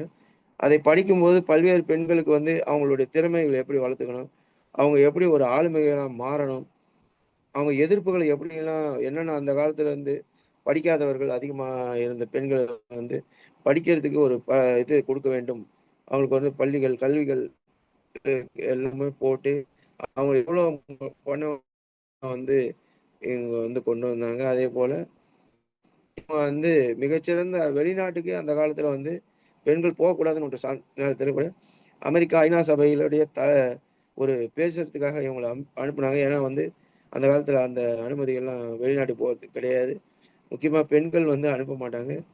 அத்தனை எதிர்ப்புகளையுமே தாண்டி அவருடைய குடும்பத்தினருடைய அனுமதியோடு சென்றார். அதே போல இந்த விண்வெளி வீராங்கனை கல்பனா சாவ்லா வந்து இவங்களை போய் பார்த்தாங்க. ஏன்னா அவங்க குடும்பத்திலையும் அனுப்பல. அவங்க வந்து அமெரிக்கா போகிறதுக்கோ விண்வெளி பயணத்துக்கு போகிறதுக்கு இவங்க வந்து அந்த பஞ்சாப் மூலமா இருந்து இந்த டெல்லியில இருக்கிற ஒரு விண்வெளி நிலையம், அடுத்து வந்து நாசா இந்த எல்லா அனுமதி சீட்லாம் வாங்கி கொடுத்து இவங்க வந்து அந்த வெளிநாட்டுக்கு அமெரிக்காவுக்கு போய் விண்வெளி பயணத்துக்கு அவங்களுடைய பயோகிராஃபி தான் ரொம்ப காரணம் வந்து கல்பனா சாவ் சொல்றாங்க. அதே போல அவங்க வெளிநாடு போவதற்கும் அவங்க நிறைய உதவி செய்தார்கள் என்றெல்லாம் சொல்லுவாங்க. அவங்களுடைய வாழ்க்கை சரித்திரம் வந்து ஒரு வெற்றி சரித்திரம் மட்டுமல்ல, பெண்களுடைய முன்னேற்ற சரித்திரம். அவங்களுடைய ஆளுமைக்கு என்னுடைய வணக்கத்தை தெரிவித்து பேசும் வாய்ப்புக்கு நன்றியை தெரிவிக்கிறேன். நன்றி, வணக்கம். ஐயா மீட் எடுத்துட்டு பேசுங்க. நன்றி ராகவன் அவர்களே, நன்றி. ஒரு சிறப்பான ஒரு உரை. விஜயலட்சுமி பண்டிட் அவர்களை பற்றி தெரியாத பல விஷயங்களை நீங்கள் சொன்னீர்கள். அறிந்து கொள்வதற்கு ஆர்வமாக இருந்தது. மறுபடியும் ஏன் மாற்றி அமைச்சிட்டீங்க? இது வந்து இந்த செல்போன்ல வந்து அந்த இது போட்டிருக்கோம், லைட்டா அப்படி திருப்பினாவே மாறி போயிடுது அந்த ஸ்லாண்டிங் பொசிஷன். ஓகே, சரி பண்ணிக்கங்க அடுத்த தடவை வரும்போது, அடுத்த கூட்டத்துல. சரி, நல்லது. அப்படியே வச்சிருங்க, தொடாதீங்க. தொட்டுட்டே இருந்தீங்கன்னா தான் அந்த ஸ்லாண்டிங் மாறும். ஒரு நிரந்தரமா வச்சுட்டீங்கன்னா மாறும். வச்சுட்டு அப்படி தள்ளி உட்கார்ந்துக்குங்க. அப்படியே விட்டுருங்க. இப்ப கரெக்டா இருக்கீங்க. முன்ன கூட பாதி முகம் தான் நேரா நிக்க வச்சிருங்க. ஒரு புத்தகம் கீழே கொடுத்து பின்னாடி கொடுத்து அது மேல வச்சிருங்க. அது மேல சாஞ்சி இருக்கிற மாதிரி கொடுத்துருங்க. இப்ப முழுமையா நல்லா தெரியுறீங்க. சரி, ஓகே. விஜயலட்சுமி பண்டிட் அவர்கள் இன்னும் பெரிதாக பேசப்படக்கூடிய அளவிற்கு வந்திருக்க வேண்டியவர். ஆனா சொல்ல போனா அவரை ப்ரொஜெக்ட் பண்ணவங்களும் இருக்காங்க, அவரோட பின்னாடி இழுத்தவங்களும் இருக்காங்க. காரணங்கள் அந்த கால சூழ்நிலை. என்றாலும் அவர் பல்வேறு சிறந்த பொறுப்புகளில் இருந்தார்கள். ஐநா சபையினுடைய இந்திய உறுப்பினராகவும் செயல்பட்டு இருக்கிறார்கள். அந்த பெருமை அவருக்கு முதல் முறையானவர் என்ற பெருமையை தருகிறது. மேலும் அமைச்சராக இருந்தது, ஜனாதிபதியாக வருவதற்கு கூட வாய்ப்பு இருந்தது போன்ற விஷயங்கள் எல்லாமே அவருக்கு ஒரு பெருமை சேர்க்கக்கூடிய விஷயங்கள் தான். அவர் ஒரு சிறந்த ஆளுமை தான். அவரால் பலர் முன்னேறிக்கிறார்கள் என்ற விஷயங்களும் ராகவன் அவர்கள் சொன்னார்கள். நல்லது. கல்பனா சாவ்லாவுக்கு அவர் ஒரு முன்மாதிரியாக இருந்தார் என்று அவர் குறிப்பிட்டிருக்கின்றார். சரி, இது போன்ற பெண் ஆளுமை ஒரு சிறப்பு தான். இப்போ அடுத்ததாக தனலட்சுமி அவர்கள் அவருடைய ஆளுமை மிக்க பெண்ணை பற்றி சொல்லுவார்கள். தனலட்சுமி பேச வரும்போது சொல்ல வேண்டும் என்று நினைத்தேன். இன்று அவர்கள் ஒரு சிறப்பு அம்சமாக இருக்கிறார்கள் என்று பார்த்தாலே தெரிகிறது. அவர் ஒரு அழகுக்கலை நிபுணர் என்று பலருக்கு தெரியுமா தெரியாதா தெரியல. இன்று அழகுக்கலையில் நிபுணர் என்பதை அவர் ஒரு சான்று கூறுவது போல தன்னையே அழகு பெண்மணியாக காட்டிக்கொண்டிருக்கின்றார். ஆக அவருக்கு பாராட்டுதலையும் வாழ்த்துக்களையும் தெரிவித்து இன்று அவருடைய ஆளுமை மிக்க பெண் யார் என்பதை தெரிவிக்க வருமாறு அழைக்கின்றேன். வாருங்கள் அம்மா. நன்றி ஐயா. நிறைய பாராட்டிட்டீங்க. அழகா காட்டிக்கணும்னு எப்பவுமே நினைக்கிறது இல்ல. ட்ரெஸ்ஸிங் பண்ணிக்கிறோம், அது அழகா காட்டுது. மற்றபடி அவ்வளவுதான். ரொம்ப அழகு கலையில இருக்கிறோம் அப்படிங்கிறதுனால அழகு படுத்திக்கணும்னு எப்பவுமே பண்றதே கிடையாது. இருக்கிற நேச்சுரா அப்படியே இருக்க வேண்டியது. அதுவும் ஒரு திறமைதாம்மா. அது ஒரு திறமை. அது ஒரு அது மக்கள் விரும்பத்தானே செய்யறாங்க. அது தேவையாத்தானே இருக்கு. இல்ல, இயற்கையிலேயே பெண்கள் அழகுன்றாங்க. இயற்கையிலேயே ஒரு 90% இருக்காங்க. அதுல சிரிக்கிறதுல, ஆடை அலங்காரத்துல 100% ஆயிடுறாங்க. ஆடை பாதி அழகு பாதின்னு சொல்லுவாங்க இல்லையா? அது போல அழகுபடுத்திக்கிறதும் தேவையா இருக்கு. ஆள் பாதி ஆடை பாதி. ஓகே, நல்லது, தொடர்வோம். நன்றிங்கய்யா, நன்றிங்கய்யா. நான் நிறைய ஆளுமைகள் தான் இருக்காங்க. கமலா நேரு அம்மா சொன்ன மாதிரி எங்க அம்மா கூட ஒரு சிறந்த ஆளுமையானவங்க தான். அவங்கள பத்தி சொல்லணும்னா நிறைய சொல்லலாம். அது வேற ஒரு நிகழ்வுல நான் பேசுறேன். இப்போ பெண் ஆளுமைகள் அப்படின்னு நம்ம எடுத்து உலகத்துக்கு தெரிஞ்சவங்க, தலைப்பு யாருமே இன்னைக்கு கொடுத்தது? அது அதை பத்தி விவரங்களை சொல்லுங்க. தலைப்பு நான் தாங்கய்யா. இந்த மாதிரி சரி சரி. மகளிர் தின ஓத முடியல. ஆமா ஆமா. சரி, இல்ல நம்ம எப்பவுமே பேச்சரங்கத்துக்கு தலைப்பு கொடுக்கறது நம்ம திராவிடமணி ஐயா அவர்கள் தான் கொடுப்பாங்க. சகோதரா தான் கண் அறுவை சிகிச்சையில இருக்கிறதுனால சரி அவருக்கு மெசேஜ் போட்டுட்டு இருந்தாலும் ஒரு தலைப்பு ஏதாவது சொல்லுங்க சகோதரான்னு. சரி, அவர் பாக்குறாரோ இல்லையோ அவரை ஏன் தொந்தரவு பண்ணுவானேன்னு ஜெயாமாவுக்கு கால் பண்ணி சொன்னேன். இந்த மாதிரி தெரியல, என்ன நான் வரேன்னு தான் சொல்லியிருந்தாங்க. அப்புறம் சொன்னேன், சரி விடுங்க ஜெயம்மா, நம்ம இந்த மாதிரி பண்ணிடலாம் அப்படின்னு சொன்னேன். பெண் ஆளுமைகள் மார்ச் 8 பெண்கள் தினம் அப்படிங்கிறதுனால இந்த மாதத்தை அதே ஒட்டி ஆளுமைகளை பத்தி பேசிடுவோமே, வேற தலைப்பு. சரி, அவரை ஏன் கஷ்டப்படுத்துவானே அப்படின்னு சொல்லிட்டு சொன்னேன். அதுவும் நல்லதுதான் தோழி, அப்படியே பண்ணிருங்க அப்படின்னாங்க. அதான் அந்த உரையாடலை தொடர்ந்துதான் இந்த சிந்தனை. சரி, பெண் ஆளுமைகளை பத்தி பேசுவோமே. மார்ச் 8 அன்னைக்கு வேற ஏதோதான் நடந்திருக்கும். கவிதை அரங்கத்துக்கு போயிருப்பாங்க, பாராட்டு விழாவுக்கு போயிருப்பாங்க, நேரடி விழாவுக்கு போயிருப்பாங்க. சரி, ஆளுமைகளை சிறப்பிப்போம் அப்படின்னு சொல்லிட்டு சொன்னேன். சரி, அப்படியே போட்டுருங்க தோழி அப்படின்னாங்க. அந்த இதுல இந்த தலைப்புகள் வந்ததுதான், வேற ஒண்ணும் இல்லை.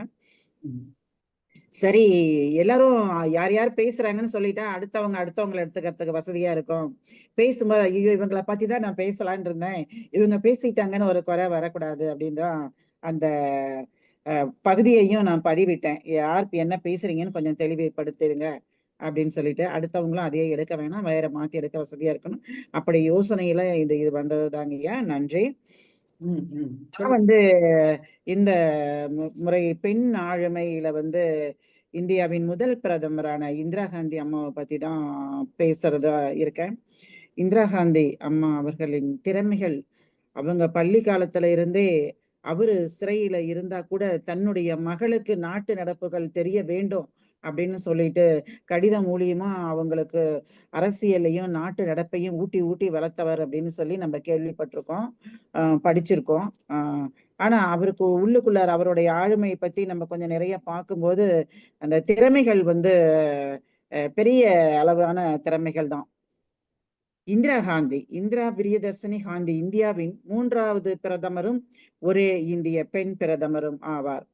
அவர் இந்தியாவின் முதல் பிரதமரான ஜவஹர்லால் நேருவின் ஒரே மகளும் ஆவார். இவரது இயற்பெயர் இந்திரா பிரியதர்ஷினி பெரோஸ். காந்தியுடனான திருமணத்திற்கு பின் இந்திரா பிரியதர்ஷினி காந்தியாக மாறினார். சுருக்கமாக இந்திரா காந்தியாக இந்தியாவின் 2வது பிரதமராக இருந்த லால் பகதூர் சாஸ்திரியை தொடர்ந்து சில நாட்கள் தற்காலிக பதவி வகித்த குல்சாரிலால் நந்தாவுக்கு பின்னர் ஜனவரி 19, 1966 பிரதம மந்திரியாக பதவியேற்ற இவர் மார்ச் 24, 1977 வரை பதவியில் இருந்தார். 1977 நடைபெற்ற பொது தேர்தலில் பெரும் தோல்வி அடைந்த இவர் 3 ஆண்டுகளுக்கு பின்னர் நடைபெற்ற தேர்தலில் மீண்டும் வெற்றி பெற்றார். 14 ஜனவரி 1980 பிரதமராக மீண்டும் பொறுப்பேற்றுக் கொண்ட இவர் 1984 கொலை செய்யப்படும் வரை பதவியில் இருந்தார். இவர் ஒரு சிறந்த அரசியல் திட்டமிடலாளரும் சிந்தனையாளரும் ஆவார். அரசியல் அதிகாரத்துக்கான அசாதாரண பற்றை அவர் கொண்டிருந்தார். ஆணாதிக்க மனப்பாங்கை கொண்ட இந்திய சமுதாயத்தில் ஒரு பெண்ணிடம் எதிர்பார்க்கப்படும் தன்மைகளுக்கு மாறாக வலுவான அதிகார பலத்துடன் மிக உயர்ந்த பதவியிலிருந்து நாட்டை வழி நடத்தினார். ஒரு பிரதம மந்திரியாக அவருக்கு கிடைக்கக்கூடிய அனைத்து வளங்களையும் பயன்படுத்தி வலு குறைந்த அமைச்சரவைகளை அமைத்துக் கொண்டதாக குற்றம் சாட்டுகிறார்கள்.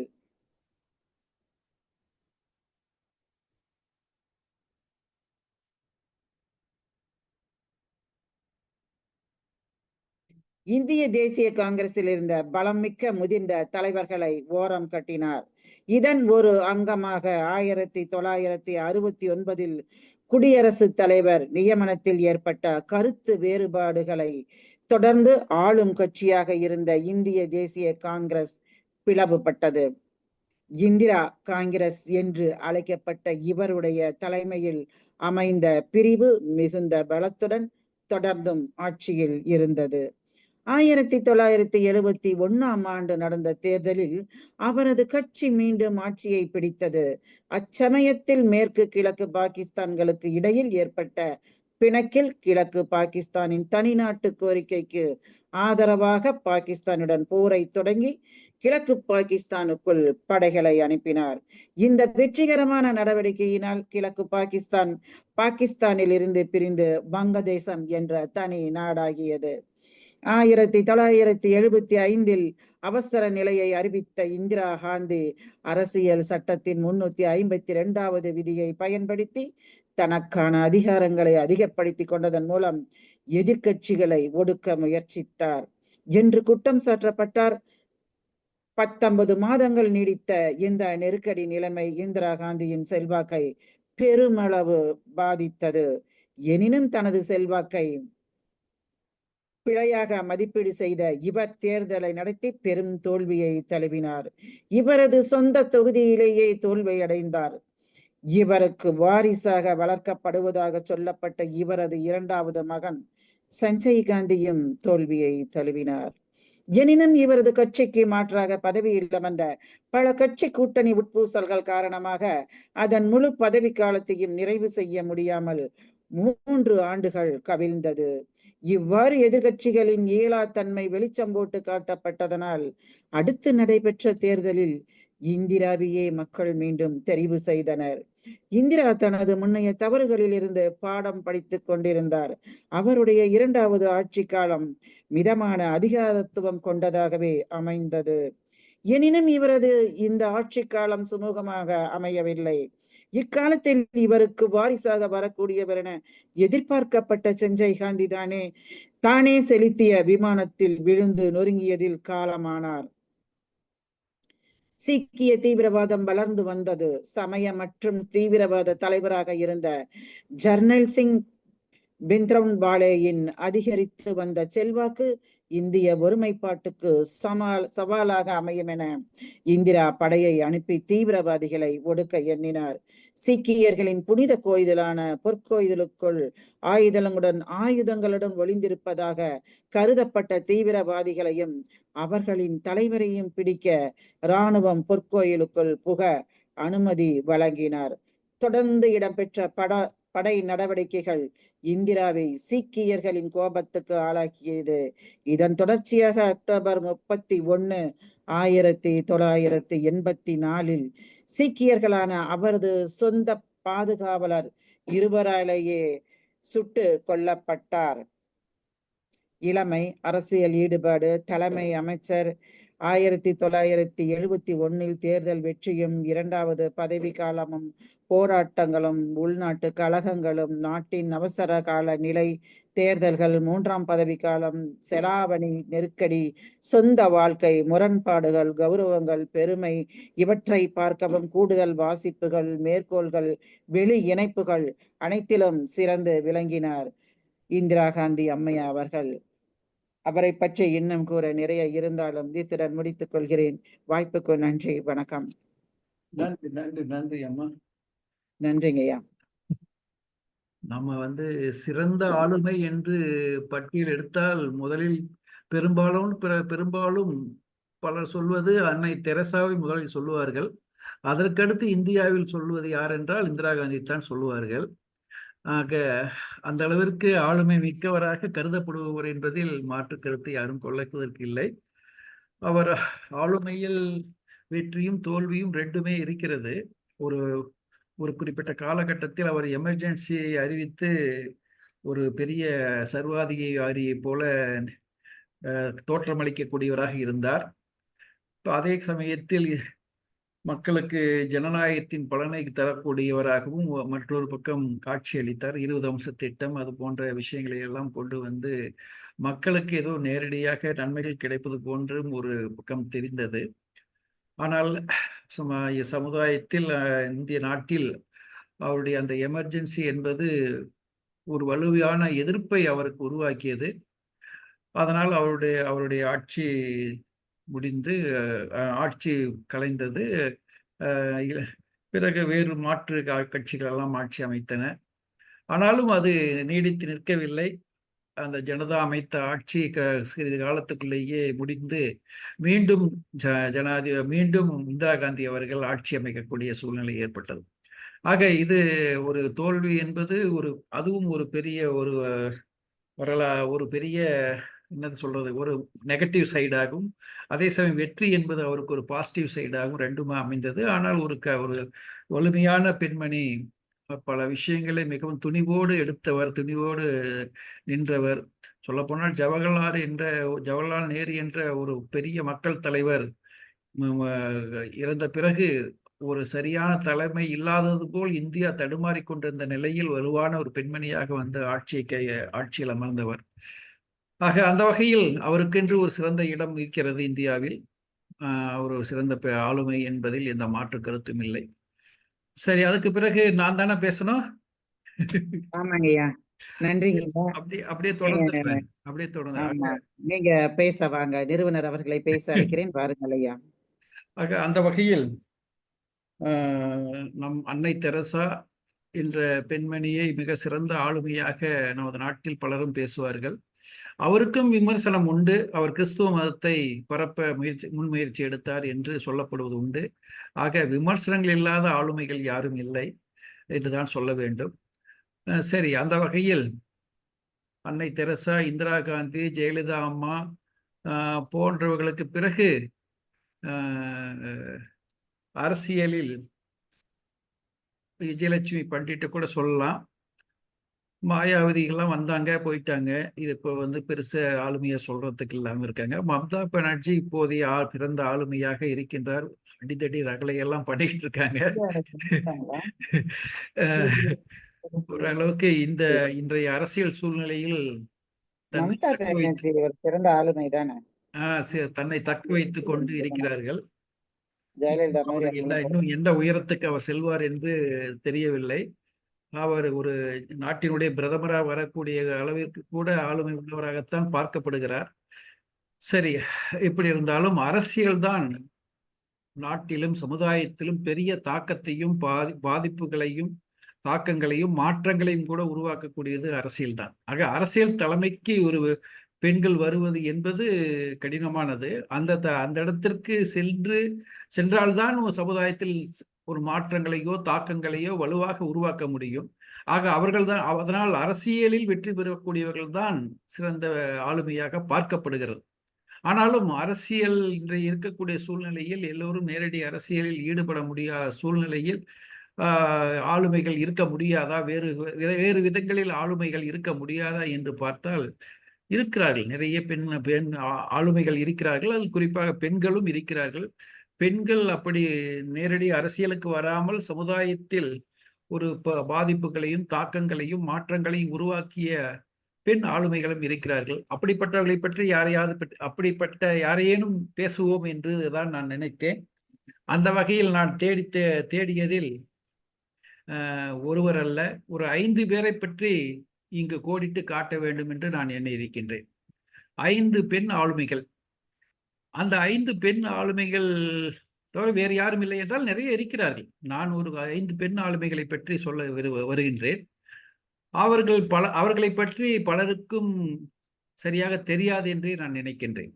அந்த ஆளுமைகள் அவை எல்லோருமே இந்தியாவில் ஆளுமைகளாக இருந்தவர்கள். ஒருத்தர் 5 பேரில் ஒருவர் இப்போது இல்லை, மீதி 4 பேரும் இன்னும் இருக்கிறார்கள் என்றால் அதில் ஒரு சிலர் இப்போது அதிக செயல்பாடு இல்லாமல் இருக்கிறார்கள்.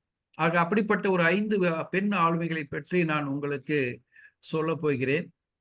யாராவது யூகிக்க முடிகிறதா யாராக இருக்கும் என்று? அப்படி நீங்கள் யூகிக்கக்கூடியவர்களை சொல்லுங்கள் பார்க்கலாம். அதாவது அன்னை தெரசா, இந்திரா காந்தி, ஜெயலலிதா, மம்தா பானர்ஜி, விஜயலட்சுமி பண்டிட் எல்லாம் இல்லாமல் வேறு 5 பேர் பெண் ஆளுமை. கண்டிப்பா சொல்ல முடியாதுங்க. அதை நீங்களே சொல்லிருக்கீங்க. எல்லாரும் அவருடைய அம்மான்னு சொல்லிடலாமா? நான் நினைச்சேன் அன்னை தெரசா, வேற ஏதாவது பேசுவீங்க. அதை நீங்களே கல்பனா சாவ்லா, சுனிதா வில்லியம்ஸ் போன்றவர்களையும் கூட அந்த லிஸ்ட்ல சொல்லியிருக்கலாம். அந்த அன்னை தெரசாவுடைய பட்டியல்ல வரக்கூடிய அந்த முதல் கொண்டு வரக்கூடிய பட்டியல்ல கல்பனா சாவ்லா, PT உஷா போன்றவர்களும் வருகிறார்கள். நான் அவர்களையும் சொல்லவில்லை, அவர்கள் இல்லாத ஒரு 5 பேர். சரி, யாருன்னு சொல்றேன், பார்க்கலாம் உங்களுக்கு எந்த அளவுக்கு தெரிஞ்சிருக்காங்கன்னு பார்க்கலாம். அதுல நான் சொல்ல வரக்கூடியவங்கள முதலாவது நபர் எலா பட். எலா பட் அப்படிங்கிறவங்க நீங்க கேள்விப்பட்டிருக்க வாய்ப்பு இல்லைன்னு தான் நினைக்கிறேன். யாருக்காவது தெரியுமா அவரை பத்தி? தெரிஞ்சா சொல்லுங்க. அதாவது எனக்கு தெரியலைங்க. தெரியல. அவர் எலா பட் கேள்விப்பட்டிருக்கேன், ஃபுல்லா தெரியாது, டீடைல். எலா பட் அப்படிங்கிறவங்க ஒரு பெண், மென்மையான புரட்சியாளர் என்று அழைக்கப்படுபவர். இந்தியாவின் சமூக, சுற்றுச்சூழல் மற்றும் பெண்கள் உரிமை போராட்டங்களில் முக்கிய பங்காற்றிய 5 ஆளுமைகளின் வாழ்க்கை வரலாறு மற்றும் பங்களிப்புகள் கீழே கொடுக்கப்படுகின்றன அப்படின்னு இது கூகுள் கொடுத்ததுதான், நானா எழுதுதில்லை. அதை அப்படியே உங்களுக்கு வாசிக்கிறேன். அதுல முதலில் வரக்கூடியவர் எலா பட், மென்மையான புரட்சியாளர். அவர் பிறந்தது குஜராத்தில் 1933ஆம் ஆண்டு செப்டம்பர் 7. அவர் மறைந்தது 2022 நவம்பர் 2ஆம் தேதி. அவரை பத்தி சொல்லணும்னா அவர் ஒரு சிறந்த சாதனை தான் சொல்லணும். லட்சக்கணக்கான பெண்மணிகளை, அமைப்பு சாரா பெண்மணிகளை ஒருங்கிணைத்து ஒரு அமைப்பை ஏற்படுத்தினார் குஜராத்தில். குஜராத் மட்டும் இல்லை, உலகம் பூரான்னு சொல்லுவாங்க. உலகம் பூராமே அவர் இந்த அமைப்பு சாரா அமைப்புகளை உருவாக்குனதாக சொல்வார்கள். அமைப்பு சாரா பெண்கள் அதாவது செல்ஃப் எம்ப்ளாய்டு உமன்ஸ் அசோசியேஷன், ஷேவா, அது சுருக்கமா ஷேவா, சுயதொழில் பெண்கள் சங்கத்தை நிறுவினவர். இது அமைப்பு சாரா துறையில் பணிபுரியும் பெண்களின் உரிமைக்காகவும் அவர்களின் பொருளாதார சுதந்திரத்துக்காகவும் போராடியது. சிறப்பு மென்மையான புரட்சியாளர் என்று அழைக்கப்பட்டார். காந்திய வழியில் ஏழை பெண்களின் வாழ்க்கையை உயர்த்தினார். அவருக்கு ரமோன் மக்சேஷே விருது, பத்மஸ்ரீ, பத்மபூஷன் உள்ளிட்ட பல சர்வதேச விருதுகளை பெற்றார். ஆக இவருடைய சிறப்பு என்பது அமைப்பு சாரா பெண்கள். அந்த அமைப்பு சாரா பெண்களுக்கு வந்து ஒரு சுய முன்னேற்றம், அதாவது சுய சார்பு உருவாக வேண்டும் என்பது அவருடைய கோரிக்கை. பெண்கள் பெரும்பாலான பெண்கள் அமைப்பு சாரா தொழிலாளர்களாகத்தான் இருந்தார்கள், இன்னும் இருக்கிறார்கள். ஆக அமைப்பு சாரா தொழிலாளராக இருக்கக்கூடியவர்களுக்கு ஒரு சுய சார்பு என்று வர வேண்டும் என்பதற்காக ஒரு அமைப்பை உருவாக்கி அதன் கீழ் போராடி அவர் வந்து அவர்களுக்கெல்லாம் ஒரு சுயசார்பை உருவாக்குவதற்கான முயற்சியில் வெற்றி பெற்றார் என்பது அவருடைய வரலாறு. ஆக அவர் வந்து முதல் பெண்மணியாக, நான் சொல்லக்கூடிய முதல் ஆளுமை மிக்க பெண்மணியாக அவரை காட்டுகிறேன். அடுத்தது அருணா ராய். அருணா ராய் நமது சென்னையில் பிறந்தவர் தான். 1946ஆம் ஆண்டு மே 26 சென்னையில் பிறந்தவர். ஆனால் அவரும் அதே போல வட இந்திய பகுதியில் தான் அவருடைய சேவை பணிகள் நடந்தது. காரணம், அவருடைய கணவர் வந்து அந்த பகுதியைச் சேர்ந்தவர். இவர் வந்து ஐஏஎஸ் பணிக்கு சென்றவர். ஆனால் ஐஏஎஸ் பணியை துறந்துவிட்டு கிராமப்புற மக்களுக்காக போராடியவர். இவர் வந்தது என்னன்னா, அரசோ அல்லது அரசு துறைகளோ செயல்படுவது மட்டும் போதாது, மக்களுக்காக செயல்படுவது மட்டும் போதாது, அது வந்து மக்களுக்கு தெரியக்கூடியதாக இருக்க வேண்டும். டிரான்ஸ்பேரன்சி, அதாவது அது வந்து வெளிப்படைத்தன்மையோடு இருக்க வேண்டும் என்பதற்காக போராடியவர். அதற்காக தன்னுடைய பதவியை தொடர்ந்து தன்னுடைய கணவருடன் இணைந்து போராடினார். அவருடைய அந்த போராட்டத்தின் தாக்கத்தினால்தான் ரைட் டு இன்ஃபர்மேஷன் ஆக்ட் இந்தியாவில் உருவானது. அதாவது தகவல் அறியும் உரிமை சட்டம் இந்தியாவில் உருவானதற்கு காரணமாக இருந்தவர் இந்த அருணா ராய் எனக்கூடியவர். அவருடைய கணவரும் அவரும் சேர்ந்து அந்த அமைப்பை மஸ்தூர் கிசான் சக்தி சங்கதன், MKSS என்ற அமைப்பின் மூலமாக போராடினார்கள். அந்த போராட்டத்தின் விளைவாகத்தான் ரைட் டு இன்ஃபர்மேஷன் ஆக்ட் வந்து வருவதற்கான வழிவகை ஏற்பட்டது. ஆக அந்த வகையில் ஒரு சட்டமே உருவாவதற்கு காரணமாக இருந்த பெண்மணி என்ற வகையிலே அவர் ஒரு சிறந்த ஆளுமையாக மதிக்கப்படுகிறார். அதுக்கடுத்து மூன்றாவதாக வரக்கூடியவர் மேதா பட்கர். மேதா பட்கரை பற்றி பரவலா பேச்சு அடிபட்டிருக்கும், அந்த பேரை கேள்விப்பட்டிருப்பீங்க. அருணா ராயும் கூட கேள்விப்பட்டிருப்பீங்க, மேதா பட்கரையும் கேள்விப்பட்டிருப்பீங்க. மேதா பட்கர் வந்து ஒரு மலைவாழ் பெண்மணி, மலைவாழ் மக்கள் ஆக இருந்தவர். அவர் வந்து அந்த நர்மதா நதி திட்டம், இப்போ வந்து சர்தார் சரோவர் அணையெல்லாம் கட்டப்பட்டிருக்கு. அந்த சர்தார் சரோவர் அணை நர்மதா நதியில் கட்டப்படுவதற்கான ஏற்பாட்டில் அரசாங்கம் ஈடுபட்ட போது அதனால் மக்கள் பாதிக்கப்படுகிறார்கள். மக்கள் வந்து மலைவாழ் மக்கள் அவர்களுடைய வாழ்விடங்களை இழந்து பாதிக்கப்படக்கூடிய சூழ்நிலை, அந்த தண்ணி அந்த இடத்துல தேங்குவதன் மூலமாக அவருடைய வாழ்விடம் எல்லாம் அதில் அழிந்து விடக்கூடிய சூழ்நிலை இருக்கும்போது அதற்காக போராடியவர். ஆக மலைவாழ் மக்களினுடைய நிவாரணத்துக்காக போராடியவர். அவர்களுக்கு மறு குடியிருப்பு உருவாவதற்காக போராடியவர். ஆக அந்த வகையில் அவருடைய போராட்டம் என்பது ஒரு மதிப்புமிக்க போராட்டமாக கருதப்படுகிறது. அவருடைய போராட்டத்தின் விளைவாக மலைவாழ் மக்கள் நிவாரணம் பெற்றார்கள் என்று நாம் சொல்லலாம். ஆக அவர் வந்து மும்பையைச் சேர்ந்தவர். 1954 டிசம்பர் 1 பிறந்தவர். அவர் இன்னும் உயிரோடு இருக்கிறார். இப்போ இன்னும் அவர் வந்து அதே போன்று மலைவாழ் மக்களுக்காக தொடர்ந்து பாடுபட்டு கொண்டிருக்கிறார். நான்காவதாக வந்தனா சிவா. வந்தனா சிவா என்பவர் அவரும் வந்து ஒரு இயற்பியல் பட்டதாரி, ஒரு இயற்பியல் பேராசிரியர் சொல்லலாம். அவர் வந்து ஆசிரியர் பணி ஆற்றி கொண்டிருந்தவர். அதிலிருந்து அவர் போராட்ட களத்துக்கு வருகிறார். அவருடைய போராட்டம் எதை சார்ந்தது என்றால், இயற்கையை பாதுகாக்க வேண்டும், விதைகளை பாதுகாக்க வேண்டும், நம்முடைய மரபு விதைகளை நமது நாட்டில் பாதுகாக்க வேண்டும் என்று போராடியவர் வந்தனா சிவா. அவர் வந்து உத்தரகாண்ட் மாநிலத்தைச் சேர்ந்தவர். 1952ஆம் ஆண்டு நவம்பர் 5 அவர் பிறந்தார். அவர் இன்னும் உயிரோடு இருக்கிறார். சுற்றுச்சூழல் ஆர்வலர்.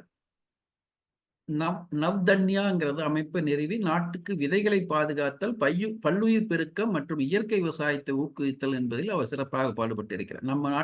நம்ம தமிழ்நாட்டில் நம்மாழ்வார் மாதிரி வடக்கு பகுதியில் இந்த அம்மா வந்து பாடுபட்டு இருக்காங்க. மரபணு மாற்றப்பட்ட விதைகளுக்கு எதிர்ப்பு தெரிவித்து உலகமயமாக்கலுக்கு எதிரான போராட்டங்களில் முன்னணியில் இருப்பவர். அவருக்கு வந்து ரைட் லைவ்லிகுட் விருது, லைவ்லிகுட் அவார்டு பெற்றவர். இதுக்கு அடுத்து நம்ம வரும்போது சரி எல்லாத்தையும் தமிழகத்துக்கு வெளியில இருந்தவங்களையே பார்த்தோம், நம்ம தமிழ்நாட்டிலும் யாரும் இல்லையா அப்படின்னு ஒரு தேடல் வரும்போது நமக்கு கண்ணில் படக்கூடியவராக இருப்பவர் கிருஷ்ணம்மாள் ஜெகநாதன். கிருஷ்ணம்மாள் ஜெகநாதன் அவரை பற்றி அறிந்தவர்கள் இருக்கக்கூடும். அவர் வந்து 1926 பிறந்தவர். இன்னும் இருக்காங்க. 100 வருடம் ஆகிவிட்டது அவங்களுக்கு. இன்னும் உயிரோடு இருக்காங்க. இன்னும் கூட அவங்க வந்து போராட்டங்களுக்கு ஒடுக்கப்பட்ட மக்களுக்கு போராடி கொண்டிருப்பவர். தன்னுடைய கருத்தால் வழிகாட்டுதலால் உதவி கொண்டிருப்பவர். அவர் வந்து அவர் செஞ்ச பணிகள் என்னன்னு சொன்னா, அவர் காந்தியவாதி. அவர் வந்து அவருடைய கணவர் ஜெகநாதன், அவரும் காந்தியவாதி, இந்த அம்மாளும் காந்தியவாதி. இருவருமே காந்திய பணிகளில் ஈடுபட்டவர்கள். குறிப்பாக வினோபாஜி அவருடைய பூதான இயக்கத்தை இந்தியா முழுவதும் கொண்டு வந்து பரப்பி கொண்டிருந்த போது, அதற்காக பாடுபட்டு கொண்டிருந்த போது, அந்த இயக்கத்தில் மிகவும் சிறப்பாக இணைந்து தங்களை இணைத்துக் கொண்டு தமிழ்நாட்டில் ஒரு வினோபா இயக்கத்தினுடைய ஒரு பெருந்தலைவர்களாக இருந்தவர்கள் இந்த இருவரும். அவர்கள் இருவரில் அந்த அம்மாவும் இருந்தாங்க.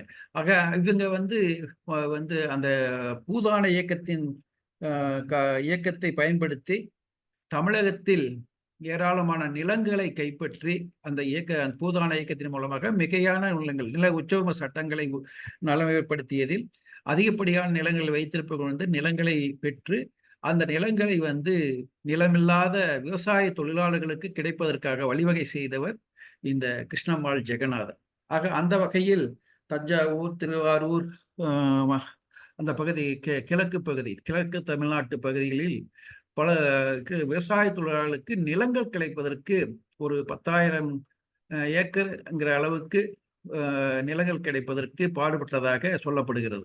ஆக அந்த வகையில் இன்னும் இந்த பூதான இயக்கம் சிறப்பாக தமிழ்நாடு முழுவதும் செயல்பட்டு இருந்தால் இன்னும் நிறைய விவசாய தொழிலாளர்கள் நிலம் பெறுவதற்கான வாய்ப்பு ஏற்பட்டிருக்கும்.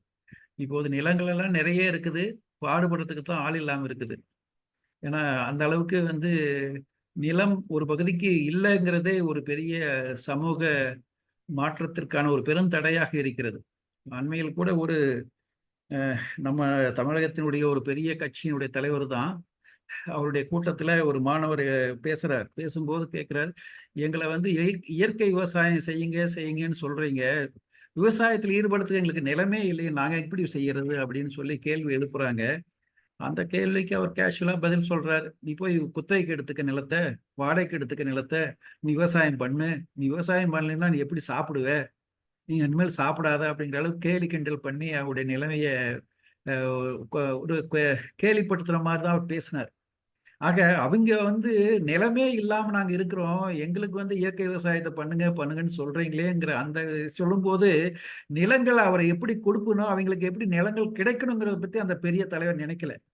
அவங்க வந்து விவசாயத்துக்கு செய்யணுமா, அவரை நீங்க எல்லாருமே ஐஏஎஸ் ஆயிருவீங்களா, ஐஏஎஸ் போய் என்ன பண்ண போறீங்க, எதை சாப்பிட போறீங்க விவசாயம் செய்யாம அப்படின்னு ஒரு இன்னொரு பாணியில அவர் பேசுறாரு. அவங்களுடைய நிஜமான உணர்வையே அவர் நினைச்சு பார்க்கல. நிலமில்லாம நாங்க இவ்வளவு பேர் இருக்கிறோம் அப்படிங்கிறதையே அவர் நினைச்சு பார்க்கல. அதற்கு மாறா வந்து நீங்கெல்லாம் படிச்சுட்டு வேலைக்கு போயிட்டு அதை செஞ்சுட்டு இதை செஞ்சுட்டு கடைசியில் என்னதை சாப்பிட போறீங்க அப்படிங்கிற மாதிரி ஏதோ அவங்க ஏதோ பெரிய குற்றம் பண்ணவங்கள மாதிரி அவர் பாவிச்சு அவர் பேசிட்டு இருந்தார். ஆக அவங்களுக்கு நிலங்கள் கிடைக்கணுங்கிறதுக்கு ஏற்பாடு செய்யணும். நிலங்களை விரும்பி வரக்கூடிய நிலங்கள் இப்பவும் இருக்கக்கூடிய இப்பவும் விவசாயிகள் வந்து என்ன ஒரு கருத்து என்ன சொல்றாங்கன்னா, எல்லாருமே முழு மூச்சாக தீவிரமான அளவுக்கு விவசாயம் செய்யல, விவசாயிகள் அறகுறையா தான் இப்ப விவசாயிகள் செஞ்சுட்டு இருக்காங்க. அப்படி இருக்கக்கூடிய போதே அவர்களுக்கு வந்து அவர் உற்பத்தி பண்ணக்கூடிய பொருட்கள் கட்டுப்படியான விலையை பெற முடியாம இருக்கு. இன்னும் எல்லாரும் தீவிரமான அளவிற்கு விவசாயம் செய்யும் போது விவசாய உற்பத்தி பொருட்கள் அதிகமா போயிடும், மிக அதிகமா போயிடும், வேஸ்ட் தான் ஆகும். அந்த மக்கள் பயன்பாட்டிற்கு தேவைக்கு மேல வந்து விவசாய பொருட்கள் வரும்போது அந்த விவசாய பொருளுக்கு இன்னும் விலை இல்லாத நிலை தான் ஏற்படும். ஆக விவசாயத்துல வந்து பெருமளவுக்கு ஈடுபடுவதில் இது பிரச்சனையா இருக்கு. இன்னைக்கு ஒரு பக்கம் வேலைக்கு ஆள் கிடைக்கலைங்கிறது ஒண்ணு, அப்படியே விவசாயம் பண்ணலாம் அந்த விவசாயத்துக்கு கட்டுப்படியான விலை கிடைக்கலைங்கிறது ஒண்ணு. ஆக இந்த மாதிரியான பிரச்சனைகள்ல விவசாயம் இன்னைக்கு இருக்கு.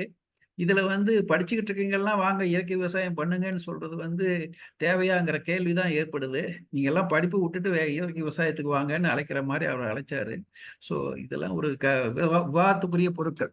நம்ம வந்து இன்னைக்கு பெண் பெண் ஆளுமைகளை பற்றி பேசும்போது இதுல வந்து இடையில இதுல மாதிரி கருத்துக்களுக்கு போக வேண்டியதா போயிடுச்சு. காரணம் இந்த கிருஷ்ணம்மாள்ங்கிறீங்க இந்த ஒடுக்கப்பட்ட மக்களுக்கு, விவசாய தொழிலாளர்களுக்கு நிலங்கள் கிடைப்பதற்காகத்தான் அன்னைக்கு பாடுபட்டாங்க. அவங்க ஒரு ஏராளமான நிலங்களை எடுத்து கொடுத்துருக்காங்க. அது ஒரு பெரிய சேவை தான். ஆக அந்த வகையில் இந்த மாதிரி ஒரு 5 பெண் ஆளுமைகள் நமது இந்தியாவில் ஒரு அரசியலில் பெரிய பெரிய அடையாளங்களாக இல்லாவிட்டாலும் கூட ஒரு சாதாரணமாக இருந்து கொண்டே ஒரு சமூகத்திற்கு பல நன்மைகளை செய்திருக்கிறார்கள் என்பதை நான் எடுத்துக்காட்டுவதன் மூலம் எல்லோரும் அரசியலில் பெரியவர்களாக பெரிய ஆளுமைகளாக வர முடியாது. அதே சமயத்தில் எல்லோருமே ஆளுமைகளாக இருக்க முடியும். அது அவரவர்கள் அளவிற்கு அவரவர்கள் என்னென்ன அளவுக்கு முடியுமோ அந்தந்த அளவுக்கு சமுதாயத்துக்கு நன்மை செய்யக்கூடிய ஆளுமைகளாக இருக்க முடியும். அது யார் வேணாலும் இருக்கலாம்.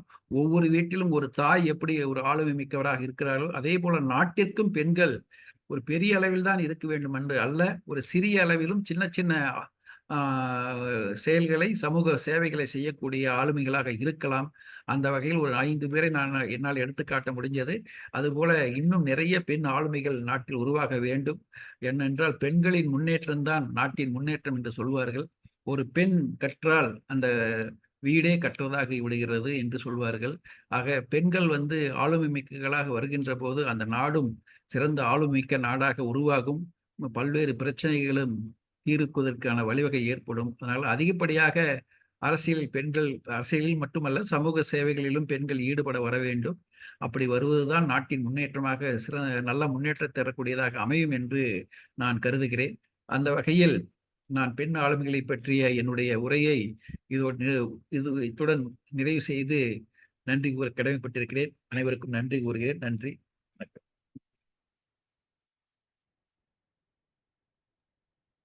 நன்றிங்க ஐயா.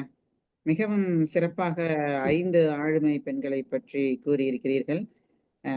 நிறைய எங்களுக்கு தெரியாத விஷயங்களை இதில் தெரிந்து கொண்டிருக்கிறோம். மிக நீங்கள் கூறியது போல நிறைய ஆளுமை பெண்கள் இருக்கிறார்கள்.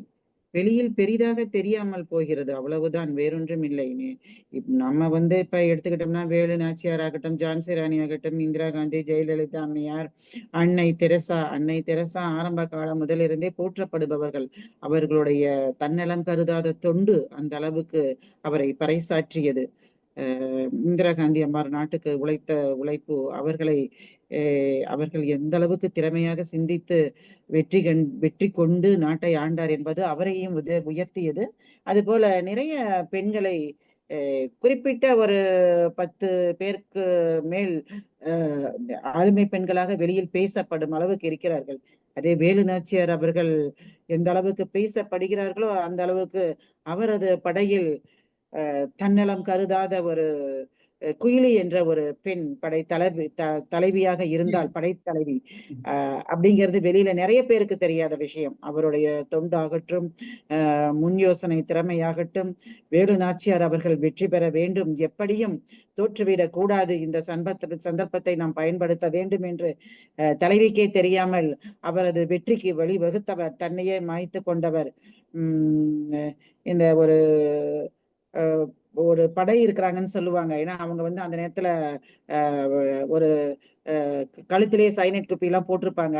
அதை டக்குன்னு பிடிபட்டுட்டாங்கன்னா அதை எடுத்து சாப்பிட்டுட்டு உயிர் துறந்துருவாங்க. அவங்க மூலியமா எந்த விஷயமும் வெளியில போகக்கூடாது அப்படிங்கிற மாதிரி அவங்க அந்த காலத்துல வேற ஒரு விதமா யார்கிட்டையும் சொல்லாம அந்த போர்க்கிடங்கு கருவிகளை நம்ம அழிச்சிட்டோம்னா அவங்க அதையெல்லாம் எடுத்து நம்ம வேலு நாச்சியார் அம்மா கூட போட்டி போட முடியாது, மீண்டும் போருக்கு வர முடியாது என்று தன்மேல் எண்ணெயை ஊற்றிக்கொண்டு தீப்பற்றி கொண்டு அந்த போர்க்கருவி கிடங்குக்குள் குதித்து தன்னை மாய்த்து கொண்டவர் வேலு நாச்சியாரின் வெற்றிக்காக. அந்த மாதிரி நிறைய படை தளபதிகள் இருந்திருக்கிறார்கள், தலைவர்கள் இருந்திருக்கிறார்கள். இவையெல்லாம் வெளிக்கு கொண்டு பெறப்படாதவைகள். அரசர்கள் மட்டுமே போற்றப்பட்டார்கள், அரசிகள் மட்டுமே போற்றப்பட்டார்கள். இந்த மாதிரி பெண் ஆளுமைகள் சில பேர் மட்டுமே வெளியில் தெரியும் அளவுக்கு அளவுக்கு இருக்கிறார்கள். அந்த வகையில் இன்று ஐயா அவர்கள் எடுத்து கூறியவர்கள் அனைத்து பெண்களும் மிகவும் சிறப்பு பெற்றவர்கள் என்பது இன்று ஐயா அவர்கள் பேசிய விளக்கத்தில் இருந்து தெரிந்தது.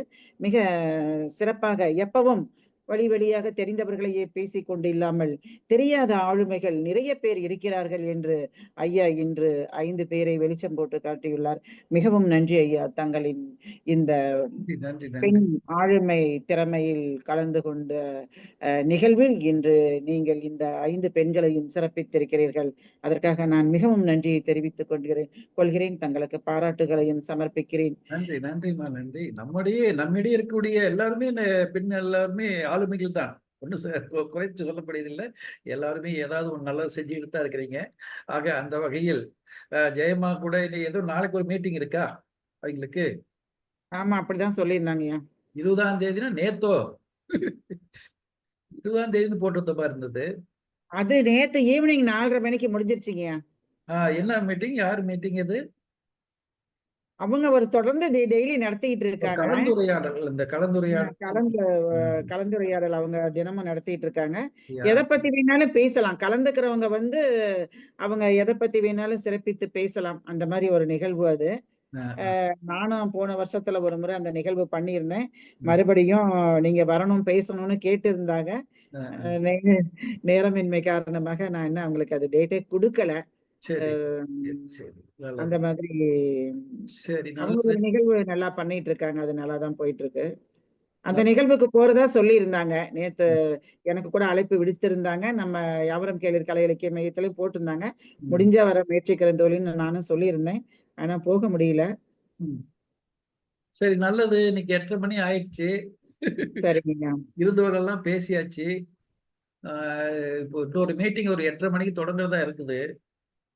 அதில் இல்ல, அது உள்ளாட்சி தேர்தலில் நிற்கக்கூடிய வேட்பாளர்களாக நிற்கக்கூடியவர்களுக்கான ஒரு பயிற்சி, ஒரு சந்திப்பு நினைக்கிறேன்.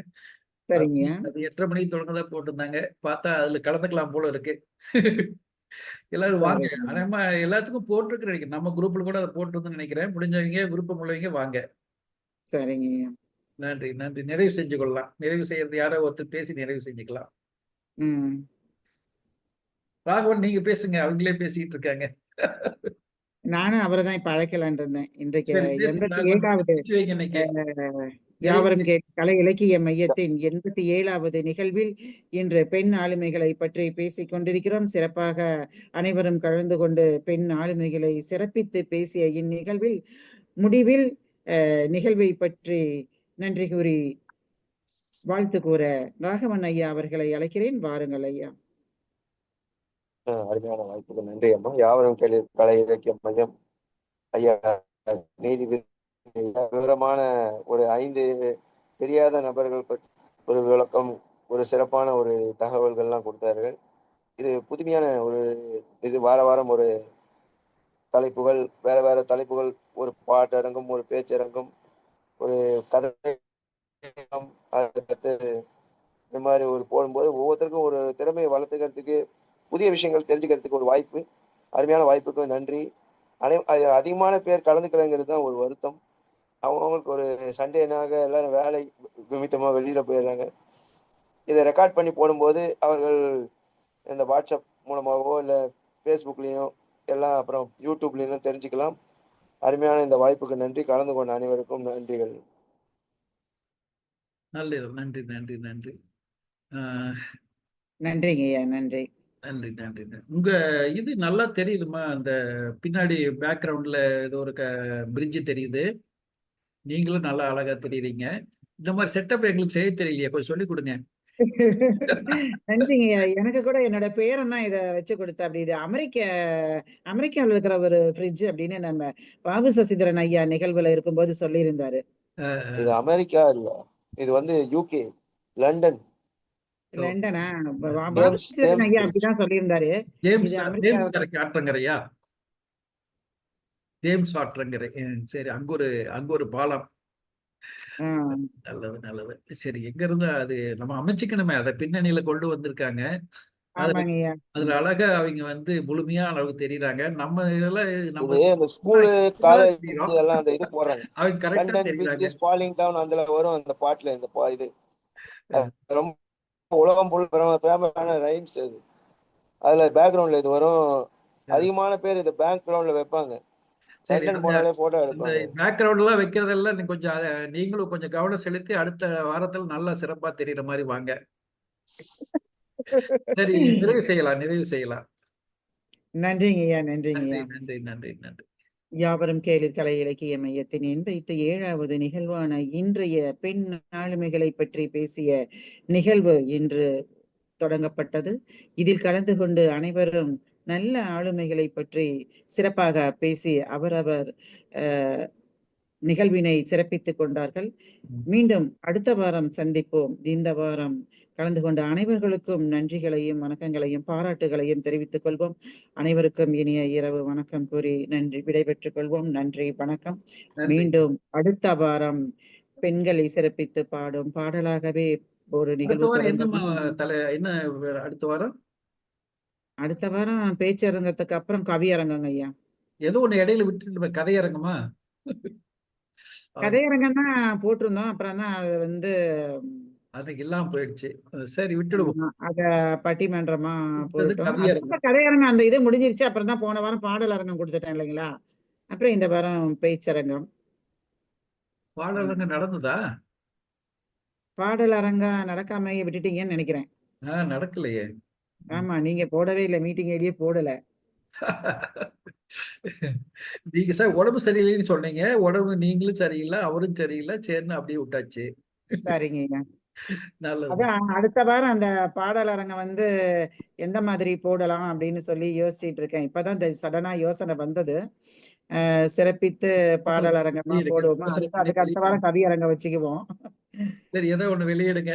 என்ன நிகழ்ச்சின்னு வெளியிட்டீங்கன்னா அது தயாராகிக்கலாம். சரிங்க ஐயா, நான் யோசிச்சுட்டு போடுறேங்க. ஒரு மெசேஜ் போட்டிருந்தாரு, நீங்க செய்தி வாசிப்பாளரா போலாம் அப்படின்னு சொல்லி ஏதோ சொல்லி இருந்தாரு. அப்படித்தானே? சரி, செய்தி வாசிப்பாளர்னு ஒரு புதிய பதவி அவருக்கு கொடுத்துருவோம். நல்லதுப்பா, நிறைவு செய்யறேன். எனக்கு போட்டிருந்தாரா ராகவன் ஐயா? ஒரு மெசேஜ் போட்டிருந்தாரு, இவர் செய்தி வாசிப்பாளராக போகலாம் போட்டிருந்தாரு. எனக்கு போட்டிருந்தீங்க கூகுள் மீட்ல.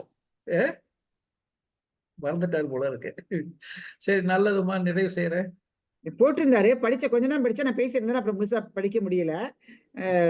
செய்தி அறிவிப்பாளரா இருக்கலாம். நீங்க சாட்டுக்கு போனீங்கன்னா இருக்கும், சாட்ல இருக்காது. சரிங்க சரிங்க. நல்லது. சரி, நிறைவு செஞ்சிடலாமா? நிறைவு செய்யலாம். சரிங்க.